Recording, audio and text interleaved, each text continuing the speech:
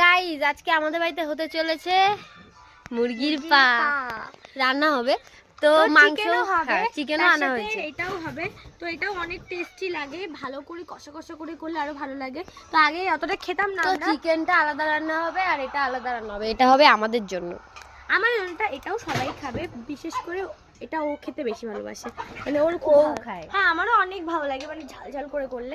এবার একটা তোমাদের কথা আরো আছে, এটা তো অল্প করে, আরো আছে। আমরা কালকে বলে এসেছিলাম দোকানে, আমাদের এখানে এরকম মানে বিক্রি হয়। তো তোমাদের আর একটা কথা বলি, এখানে কিছু কিছু মানুষ বলতে আসবে এখানে যে ইস তোমরা কি নোংরা, তোমরা এইসব খাও।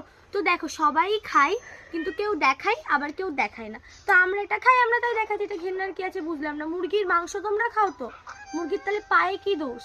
পাও সবাই খায়। এবার ঘোরাও, তোমার দিকে ঘোরাও। তো অনেকেই বলতে লজ্জা পায়, আবার অনেকেই বলে দেয় ডাইরেক্ট হ্যাঁ আমরা খাই।